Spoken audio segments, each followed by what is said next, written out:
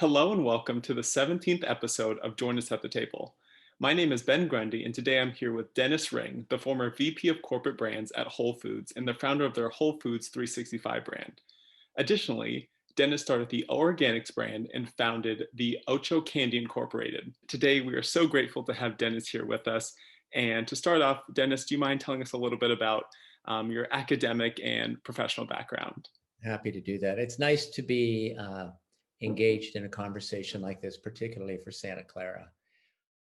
I did my undergraduate work at Santa Clara and ended up with a degree in business.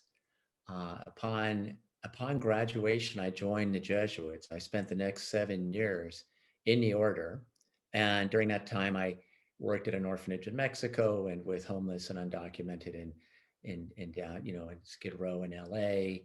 I taught at Loyola High School in Los Angeles, where, by the way, I lived with a guy named Greg Boyle, who went on to create Homeboy Industries and a couple of other interesting people. While I was in the Jesuits, I was sent to Fordham in New York, Fordham University in New York, to get a master's degree in philosophy. And then the Jesuits said, look, you've got an undergraduate degree in business, you've got a master's degree in philosophy. What are you thinking about? And I said, yeah, I'm thinking about business ethics as an academic career. So they suggested that I go get an MBA. And after I finished my philosophy degree, I ended up at Yale getting an MBA and went from there to teach down at Loyola Marymount University in LA. And I did that for a year. And during that year, toward the end of the year, I realized I probably wasn't going to be, I wasn't well suited to be ordained a priest because I wanted to have a family. And so with a heavy heart, a very heavy heart, I left the Jesuits, but I remain very, very connected to the order and supportive of the order. So fast forward a couple of years, I find myself sitting in front of a guy named John Mackey, who is the founder and CEO of Whole Foods. And I explained to John that unless he could create an affordable, all-natural private label program, well, frankly, the exact quote was, John, if you don't come up with an affordable private label program, Trader Joe's is going to kick your ass in every market where you compete. And he knew that. And then I went a step further and I said, well, there's a reason they call it whole paycheck. He'd heard that too. So in any event, after a few months, this led to in the very beginning of 1997 to the creation of the 365 brand, which went on to become $1 billion brand for Whole Foods. I launched the first several hundred products and laid the architecture for the brand, the graphics originally, the quality standards and so forth. And in fact, I told John I wouldn't work for his company at our first meeting because they had what I referred to as the kumbaya decision-making model. And I said, John, I'll tear my hair out if I have to do that. So what we did is we created a separate subsidiary, and I and my team owned part of the 365 brand, but it dislocated the decision-making from within Whole Foods to the subsidiary. And I was in charge of everything from choosing the product and the vendor to setting the retail price and the logistics and the graphic design. And what that did was it accelerated the rollout for Whole Food, for the whole brand. I got 85 products to the shelf in the first 9 months. And I just want to make a point because this is a business school audience. And while I agree that group work is beneficial for problem solving, group work is death for decision making. And the way my chief information officer at Whole Foods said it, he said, you have authors and you have editors. And he said, I have to be the author. I don't mind letting people edit it. But what happens oftentimes is you can get a really good idea that gets derailed because people have veto power. Anyway, fast forward 5 years, John says, I have to buy you out. He bought us out. And I stayed on for another year. And then a few years, I did some work for a group of stores in South Africa, another group of stores in Texas called HEB. And then I did some work for Costco and Target and others. And one night I went out to dinner with a friend of mine from Safeway. He was the vice president of corporate brands there. And he said, can you get me 150 organic SKUs in 10 months? It's a land speed record, but there's only one right answer. So I said, yeah. And that led to the creation of the O Organic brand. While I was doing all of these organic products, it became clear to me that um, whenever there was an organic alternative to an existing kind of iconic American brand, it took off. And I always refer to Annie's mac and cheese because everybody in this who's watching this call is going to say, yeah, I grew up eating Annie's mac and cheese, probably more so than the Kraft. And then the second one, of course, a good friend of mine started Honest Tea, Seth Goldman. And at the time, the only real option in wide distribution was Lipton tea. So Seth and one of the professors from Yale started this brand. I thought someone's going to do an organic Snickers and it'll take off. Nobody did it. And so I created OCHO to make organic kind of organic versions of mainstream American candy bars. OCHO is a combination of organic chocolate, the O for organic and CHO for chocolate. So that's, and now we're based in Oakland, California, West Oakland, which is an economically depressed area. We've had several faculty and administrators and students come up from Santa Clara to visit the facility, but we know we have a role to play in our neighborhood, and I can talk a little bit more about that in a minute. You have definitely had a very accomplished journey in terms of all of the different brands and all the different, I guess, relationships that you've made with people over the years. And you touched a little bit on the importance of having an organic alternative to a Yes. non-organic product.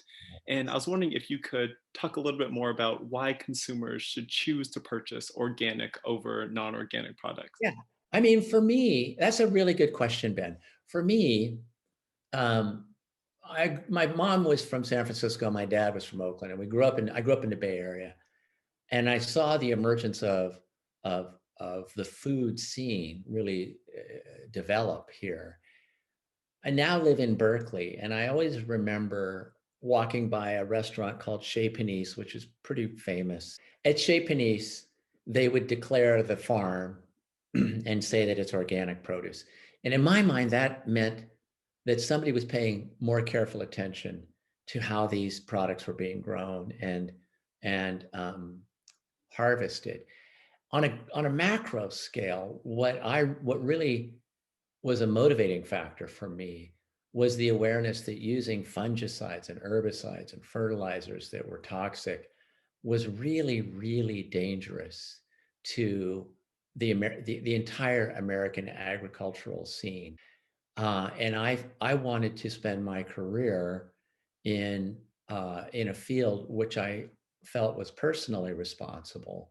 So I went to Whole Foods in order to create natural and organic products, in order to support the farmers and the dairymen and everybody that I could around the world, because a lot of my 365 products came in from Europe. But I feel that if we are going to be good stewards of the resources we have, that wherever we can raise product organically, then then I think I should support it. And by the way, there's another Santa Clara grad who's now the president of Aurora Dairy in Colorado, Scott McGinty. Scott and I have been friends for a long time, and he started with this like little small organic private label milk company. And now you have two massive farms where they're raising the cattle humanely and disposing of the waste in a way that's beneficial to the environment. And so the whole supply chain is less destructive, in my view. It's less destructive to the environment than conventional milk is. So that's an example. I just think that we have too many people eating too much food. And to be careless about it, we have to be mindful. Yeah, I definitely agree. Especially in a time where there's so much new information coming out about the detrimental effects of raising livestock in these inhumane ways and in these close conditions. It's really important that sustainability is brought to the forefront of the agriculture space and the food space in general. And I'm sure a lot of our audience would be interested to know how your Jesuit background and sort of that Jesuit education experience has shaped your understanding of stewardship and just sustainability in general when it comes to food innovation. You've got a career in, broadcast journalism, Ben. So I entered the Jesuits, and I remain deeply grateful for the years I spent in the order.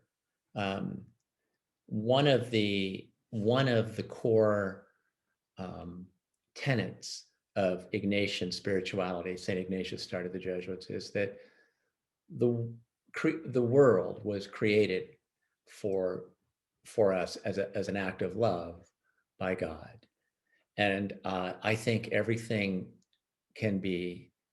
It helps to look at all of our decisions around the natural world as through the lens of this being a gift from God.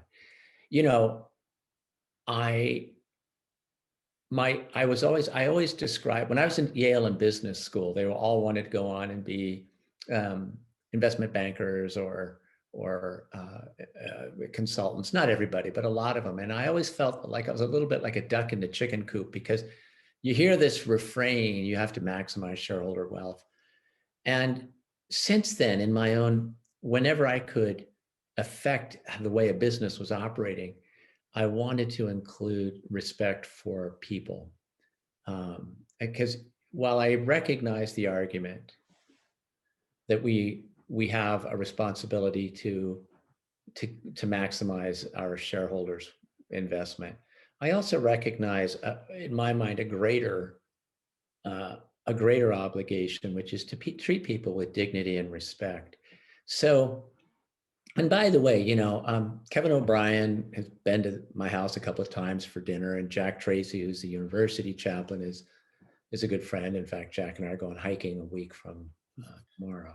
So I remain very close to the Jesuits. And one of the things that has happened at OCHO is that we set up our factory in West Oakland. And the first factory that we had was set up in March of 2013. And we had 5 people running 1 shift a day, 5 days a week. A year later, we had 55 people running 24/7. And we made a policy. What happened was we went out to try and we advertised that we were hiring, and we recognized there were a lot of people in our very economically and socially troubled neighborhood who wanted to work. So this includes people who living ex-cons in a halfway house who are trying to get adjusted to living in the world again, and other people who just had really hard lives. So we made a policy: if you could walk or ride your bike to work, you'd get the first crack at the job. Most of our factory floor workers are still from Oakland. I want to point out one other thing that I do. I have now people from Guatemala, Mexico, El Salvador, Myanmar, Ethiopia, Thailand, West Oakland. And I so appreciate the cultural mix that we have, that I go out every day and greet the floor workers. There's about 20 of them by name and say hi, but my Spanish is serviceable. And I would start talking to everybody in Spanish and asking, like, how was your weekend and how's your daughter and whatever it may be. And then I realized that I wasn't engaging as much with some of the people who didn't speak Spanish. So I've learned how to say hello in all of those languages, including mom, which is the first language of people who are from Guatemala. And so I go out and say, Chikamachu Uli. And it's just a way of recognizing with some dignity and respect their cultural heritage, and to give them a sense of home or familiarity, and I guess above all, safety, because these are people who have to drive around, uh, with a little concern that although all of our employees have cars, are legal, but they're afraid of the police, and they're afraid of people who are standing on the sidewalk. And what I wanted to do was to make sure they felt celebrated and safe. And the celebration also comes, we every couple of months, we just close off the parking lot, bring the speakers out, set up some grills, and everybody brings their cultural food for a little feast at lunch. I mean, if going back to the original question, this is a way of recognizing and celebrating the dignity of each person, which I think is characteristic of Jesuit spirituality. Definitely, I completely agree. This idea of the dignity of the human person, also just uniting under a common identity and creating a space where people are comfortable and celebrated. It's definitely clear to see how the Jesuit philosophy and Catholic social teaching themes have influenced the way that you choose to run Ocho Chocolate.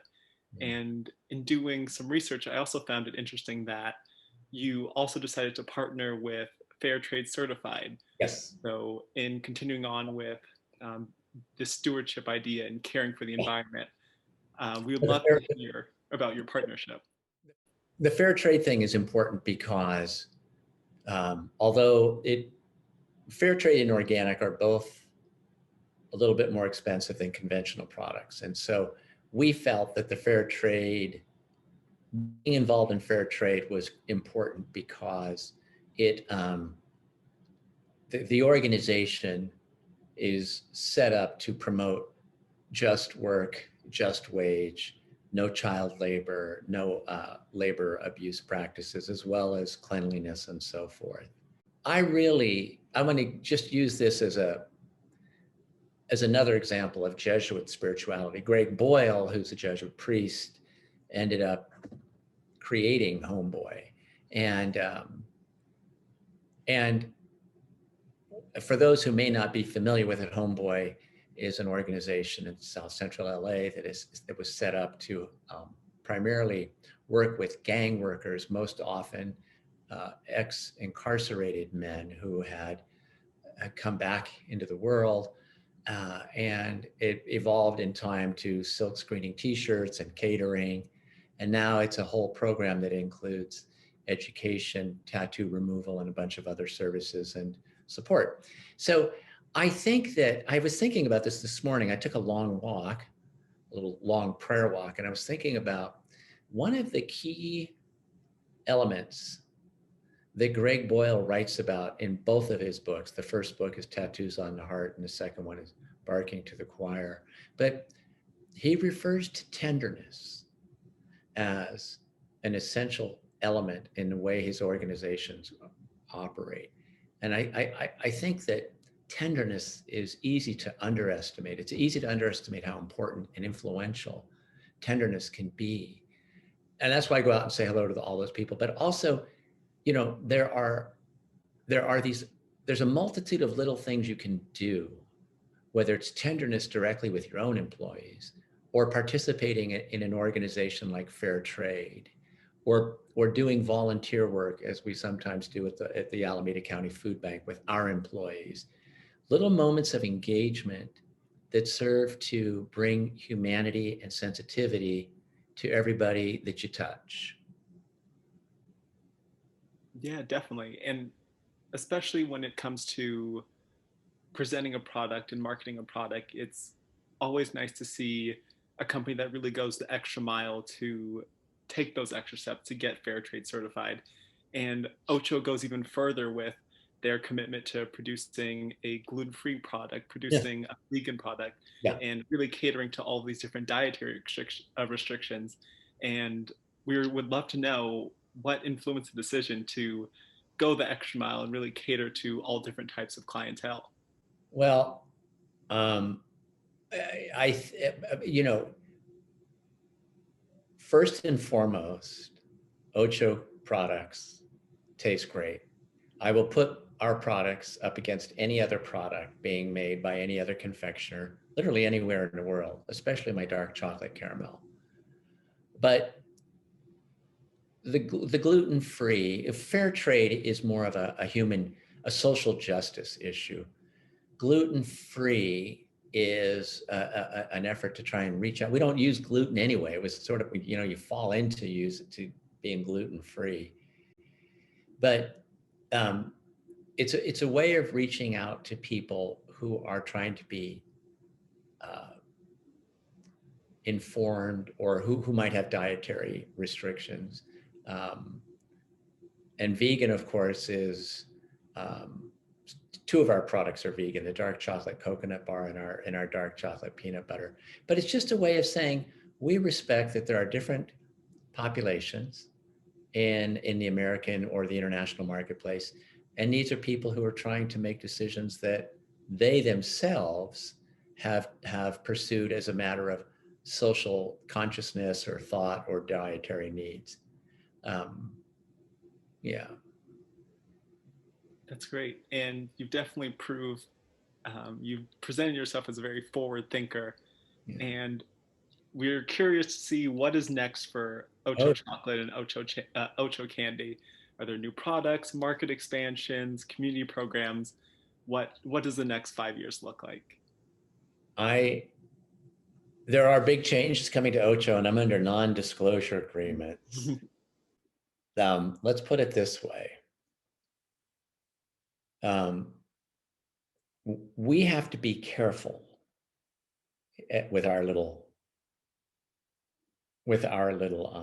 brand, because big candy doesn't like competition of any sort.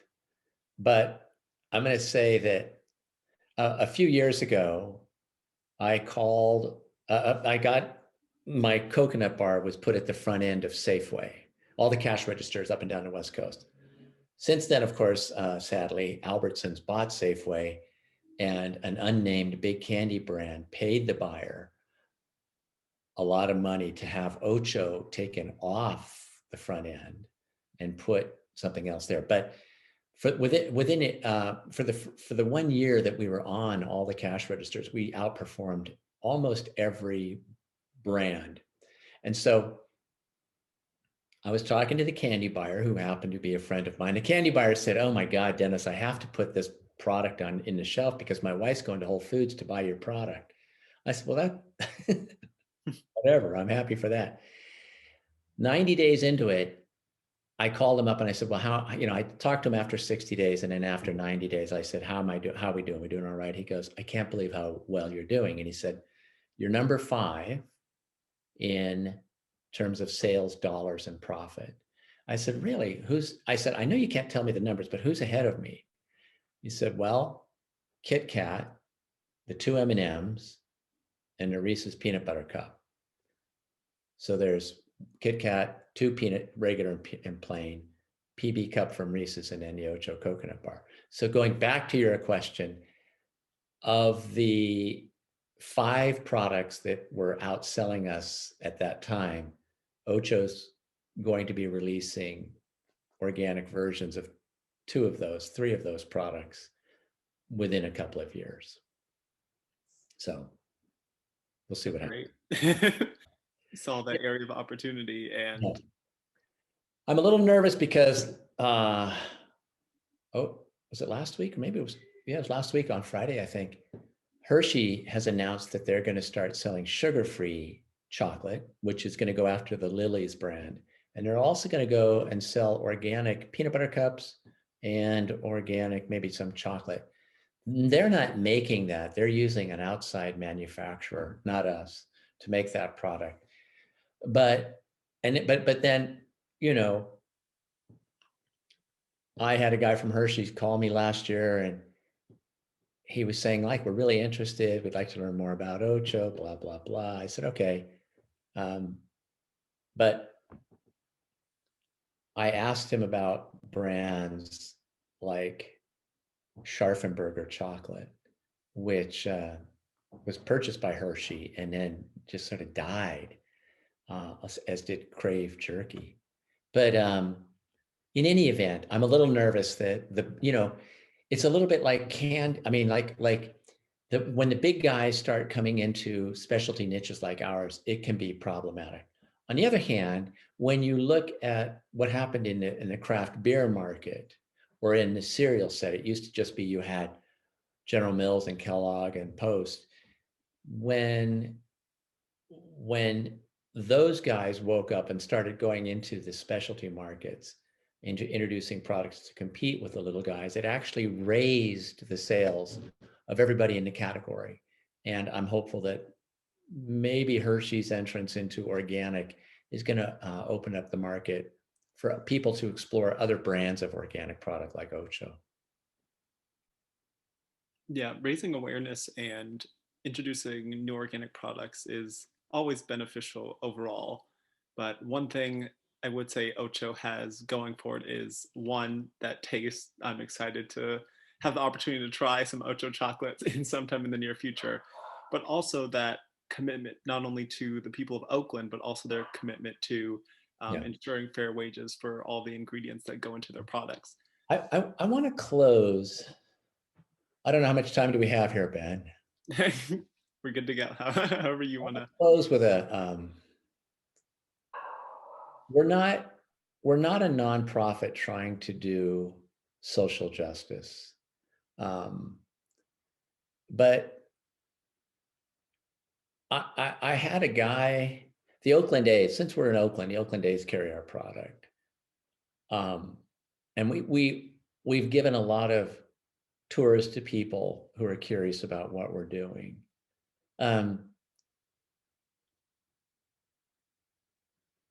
Part of what I try to do is create for others who weren't born into the same opportunity that I was born into. In other words, I'm a white male born in America in the mid 50s with a gold-plated education. If I don't spend my life trying to create opportunities for others along the lines of the opportunities that I was simply born into, I think I, as a man or as a person, that I don't have dignity. And that if I'm to act with honor and dignity and love, then part of what I need to do is um, work directly and earnestly to create opportunities, fairness for others. I mean, I sit on the board of the Jesuit School of Theology up here in Berkeley, and I sat on the board of the Jesuit Volunteer Corps. But I think it has to be more direct than that. And if I can be generous or if I can help out an employee, then I'm living with dignity. If someone leaves OCHO and moves up in another career opportunity, then I've done something which I consider to be an act of dignity, which is to create an opportunity for a person. I hate losing employees. We don't lose very many employees, but when they get another opportunity and they move on, I feel it's something to be celebrated. And I think, like, well, you know what, this is good. But I I I have to walk. I can't look at OCHO as a ministry, nor can I look at it strictly as a mechanism for increasing investor wealth. There has to be a balance between the human condition and the experience of working in collaboration with other people, as well as the fiduciary responsibilities that any private sector company has to fulfill. Um, I find that, I mean, it's vexing, it's troubling for me, but not a day goes by where I don't think about how to achieve I don't think of it in terms of social justice, but how can I be mindful and make sure that everything I do during the course of a week respects that I was born lucky, I won the birth lottery. But how do I now, because of that, I think I would argue there's an intrinsic responsibility that I bear. And the weeks go by and I think, how can I fulfill that intrinsic responsibility that I have? And I don't want to say, I don't want to say that I'm woke or anything like that. I'm so tired of people talking about how woke they are. It just kills me. But this is important to me, and I try to balance all of that in my work, specifically at OCHO. That's amazing to hear, especially considering that we have a lot of audience members who are aspiring young entrepreneurs who are looking to start their own businesses. And a focus on dignity is something that is often missing from conversations about Yeah. starting your own enterprise and doing things like that. And just if you have any additional words on or advice for these young entrepreneurs who are looking to enter these spaces on how to maintain that dignity and run a successful business. I would, first of all, I love entrepreneurship, and there's nothing more life-giving and exciting than entrepreneurship. There's also nothing more stressful. But if you've got an idea, and I always, when I'm teaching classes in person, whether it's USF or Santa Clara or Davis, or I go back to Yale and Fordham too, but if you have an idea, then I want you to pursue it. And when you start doing that, so much of the energy goes into trying to figure out how to achieve success that it's hard to remember that there are deliberations or reflections that should take place around dignity, and not just how you treat everyone else or how you participate in your community or the world at large. For example, I was going to say, I forgot to, like, we don't use palm oil. Everybody uses palm oil in the confection industry, but it's fabulously destructive to the environment. So that's a decision we made. Even though you can get organic palm oil, they've still torn out forests in Indonesia to make it grow.